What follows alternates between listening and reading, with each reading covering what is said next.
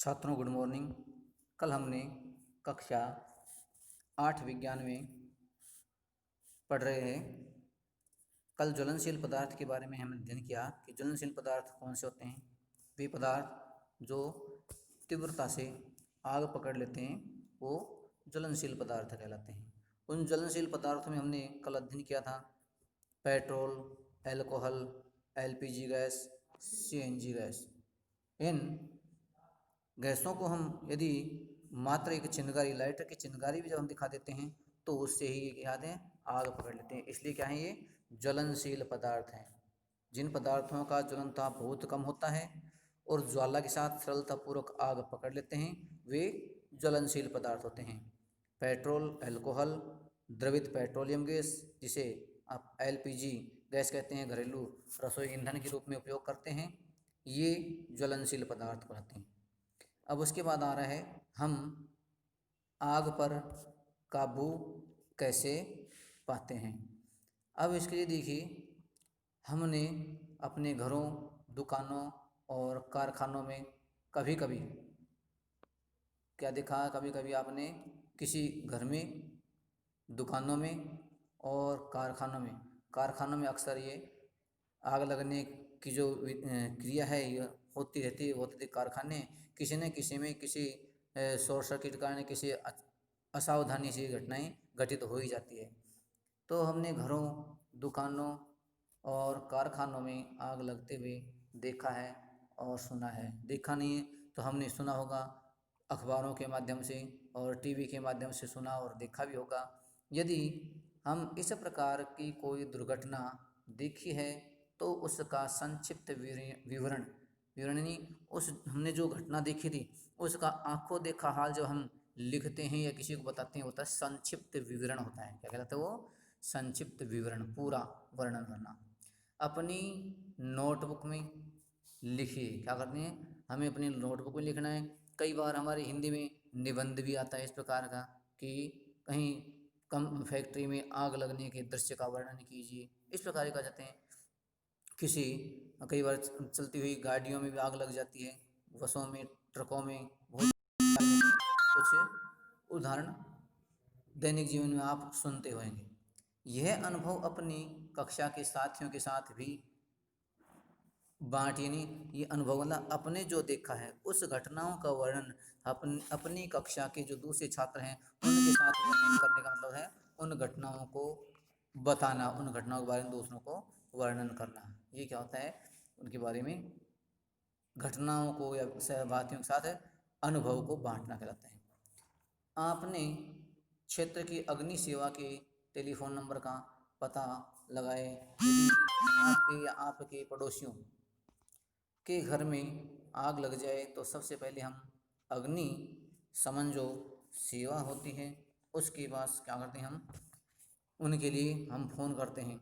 और लग जाए तो सबसे पहले अग्नि शमन सेवा को सूचित करना चाहिए। क्या कहते हैं, क्योंकि उनके पास वो जो दमकल मशीन होती हैं वो आग बुझाने का उपाय कर सकती है, जबकि हम लोग अपने घर से या किसी साधन द्वारा आग बुझाने का कार्य नहीं कर सकते। अब आगे आपको दिखाया गया है कि यह जरूरी है कि हम अपनी अग्निशमन सेवा के टेलीफोन जो नंबर है उनकी जानकारी सबको होनी चाहिए। क्या आपके शहर, नगर में फायर ब्रिगेड स्टेशन है तो आपको मालूम होना चाहिए। आपके शहर में, शहर नहीं तो आपके आसपास जो बड़ा कस्बा है उसमें अपन किसमें लगभग सभी कस्बे में निवास करते हैं, तो आपके आसपास कहाँ है, अपने आसपास क्षेत्र में जो हमसे बड़ा तहसील स्तर है या उप तहसील स्तर है वहाँ पर इस प्रकार की व्यवस्थाएं हैं। ग्रामीण क्षेत्रों में व्यवस्थाएं नहीं हैं। तो आपके शहर में फायर ब्रिगेड स्टेशन है या नहीं है, तो अपने शहर में, अपने गांव में फायर ब्रिगेड स्टेशन नहीं है। जब फायर ब्रिगेड आती है तो वह क्या करती है, जब वह आग पर जल छिड़कती है। जब फायर ब्रिगेड आती है तो क्या करती है, आपने देखा होगा एक ट्रक जैसी गाड़ी आती है और वह पाइपों के माध्यम से, पाइपों के द्वारा क्या करती है, पाइपों के द्वारा जल छिड़कने का कार्य करती है। ये जल ज्वलनशील पदार्थ को ठंडा करता है। आपने पढ़ा कि पदार्थ का एक निश्चित ज्वलन ताप होता है जिस पर पदार्थ जलता है। पानी क्या करता है, उस ज्वलनशील पदार्थ की ज्वलन ताप को कम कर देता है। जब ज्वलनशील पदार्थ का ताप कम हो जाता है तो वह जो उसमें आग पकड़ रखी थी, वो आग उसमें नहीं लगेगी, यानी वो बुझ जाएगा, उसकी अग्नि शांत हो जाएगी, जिससे उसका ताप उसके, जब हम पानी डालेंगे उस पर, तो जिससे उसका ताप उसके ज्वलन ताप से कम हो जाता है। जिसका ज्वलन ताप होता है, जिस ताप पर पदार्थ जलता है, पानी डालने से उसका ज्वलन ताप क्या हो जाएगा, कम हो जाएगा। पानी का तापमान उस आग के तापमान से बहुत कम होता है, इसलिए वह पदार्थ क्या कर देगी, ठंडा कर देगी। ऐसा करने से आग का फैलना रुक जाता है। जब ज्वलनशील पदार्थ का तापमान कम हो जाता है, यानी ईंधन का तापमान कम हो जाता है, तो वह जलना बंद हो जाता है और उसकी आग का फैलना भी रुक जाता है। और जलवाष्प ज्वलनशील पदार्थ को घेर लेता है। जो जलवाष्प होती है वो कहता है, जो ज्वलनशील पदार्थ है उसके चारों ओर एक एक आवरण बनाती है। जलवाष्प ज्वलनशील पदार्थ को घेर लेता है, जिससे जो वायु की आपूर्ति होती है, उस ज्वलनशील पदार्थ को वायु की आपूर्ति भी बंद हो जाती है। हमने दहन के लिए आवश्यक 3 जो घटनाएं थी उनके बारे में पढ़ा था कि इसके लिए क्या चाहिए, ईंधन और वायु ऑक्सीजन की उपस्थिति, और तीसरा था ज्वलन ताप। यानी कि ईंधन तो है हमारे पास, लेकिन उसका वायु का संपर्क टूट जाता है। दूसरा, उसका ज्वलन ताप कम हो जाता है। ये भी 2 परिस्थितियाँ उनको नहीं मिलेगी दहन के लिए, तो अपन आग अपने आप ही बुझ जाती है। अब ज्वलनशील पदार्थ को ये जो जलवाष्प होती है घेर लेती है, जिससे वायु की आपूर्ति बंद हो जाती है और आग बुझ जाती है। उसके पश्चात यदि जब ये सब चीज़ें उपलब्ध नहीं हो पाएंगी जो आग लगने के लिए आवश्यक थी, उसके पश्चात जब ज्वलनशील पदार्थ की आग बुझ जाती है, तो हमने पढ़ा कि आग उत्पन्न करने के लिए 3 अवस्थाएं होती हैं। 3 अवस्थाएं, 3 अवस्थाएं होती हैं, जो हमने कल आपको बताया था कि ईंधन, दूसरा वायु की उपस्थिति, और तीसरा ज्वलन ताप। ये तीनों चीज़ें आवश्यक होती हैं ईंधन के जलने के लिए। आगे दिया है कि इन आवश्यकताओं की सूची बना सकते हैं, तो हमने अभी आपको इन सूचियों के बारे में बता दिया है। ये आवश्यकता है ईंधन, वायु, ऑक्सीजन की आपूर्ति हेतु, और ऊष्मा, ईंधन का ताप उसके ज्वलन ताप से अधिक करने हेतु, यानी उसका ज्वलन ताप है वो उससे अधिक हो जाएगा तो पदार्थ जलने लग जाता है। इनमें से किसी एक या अधिक आवश्यकताओं को हटा करके आग को नियंत्रित किया जा सकता है। यदि हम इसे ईंधन को हटा दें तो आग शांत हो जाएगी। यदि हम वायु की उपस्थिति रोक दें, ऑक्सीजन की आपूर्ति रोक दें, तो शांत हो जाएगा अग्नि। और यदि हम ज्वलन ताप को कम कर दें तो उससे भी जो अग्नि है वो उसका फैलना रुक जाता है। तो 3 अवस्थाओं में हम यदि नहीं पहुंचा पाएंगे तो रोक देंगे नहीं, तो ये आपूर्ति नहीं होने से आपकी जो अग्नि है या आग है वो बुझ जाती है।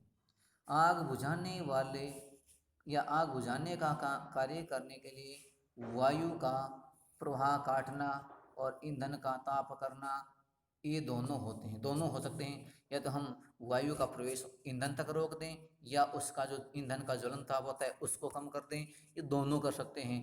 इससे क्या है, आपकी जो अग्नि है या आग है वो शांत हो जाएगी, क्योंकि ये दोनों चीज़ नहीं मिलने से उसकी जो दहन की परिस्थिति है वो समाप्त हो जाती हैं। ध्यान देने की बात है कि अधिकांश स्थितियों में ईंधन को हटाया नहीं जा सकता, हम ईंधन को नहीं हटा सकते, लेकिन ईंधन के अलावा जो 2 परिस्थितियां हैं वो हम बाहरी तौर पर उपलब्ध करा सकते हैं। यानी वायु का प्रवाह रोक सकते हैं, यानी कि हम उसका जो ज्वलन ताप उसको भी कम करते हैं, पानी डाल करके ज्वलन ताप कर सकते हैं। और जलवाष्प का आवरण बना करके, कार्बन डाइऑक्साइड का आवरण बना करके ऑक्सीजन की जो उपस्थिति है उसको भी हम रोक सकते हैं। उदाहरण के लिए, यदि किसी भवन में आग लगती है तो संपूर्ण भवन ही ईंधन होता है। संपूर्ण भवन क्या होता है, ईंधन होता है। और हम ये जो संपूर्ण भवन है इसको हम हटा नहीं सकते, किसी भी स्थिति में हम इस ईंधन को नहीं हटा सकते। हम तो केवल इसके पश्चात की जो स्थितियां हैं उनको ही पूरा कर सकते हैं, यानी कि हम वहाँ पर वायु की उपस्थिति को रोक सकते हैं और दूसरा उसके ज्वलन ताप को कम कर सकते हैं। ये 2 स्थितियां हम उत्पन्न कर सकते हैं।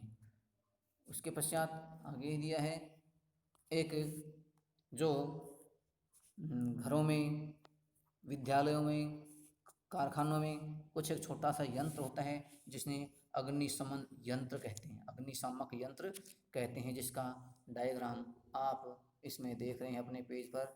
ये क्या है? अग्निशामक यंत्र है।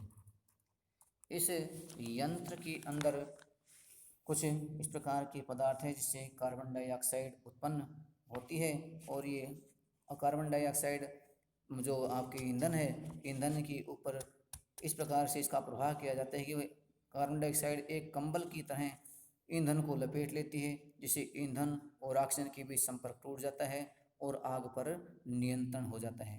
कार्बन डाइऑक्साइड का अतिरिक्त लाभ यह है कि सामान्यतः यह विद्युत उपकरणों को कोई हानि नहीं पहुंचाता, जबकि जल होते हैं वो विद्युत उपकरणों के द्वारा हानि पहुंचा सकता है। जल विद्युत का सुचालक है और इससे कार्य करने वाले, आग बुझाने वाले व्यक्तियों को विद्युत का झटका भी लग सकता है। इसलिए हम ऐसे स्थानों पर जहाँ विद्युत आदि की सप्लाई हो रही है वहाँ पर हम इस अग्निशामक यंत्र का उपयोग करके इस कार्बन डाइऑक्साइड का प्रभाव करके हम ऑक्सीजन की आपूर्ति रोक करके आग को बुझा सकते हैं। छात्रों धन्यवाद। आगे हम इसके बाद इसकी क्रियाविधि कल की क्लास में पढ़ाएंगे। धन्यवाद।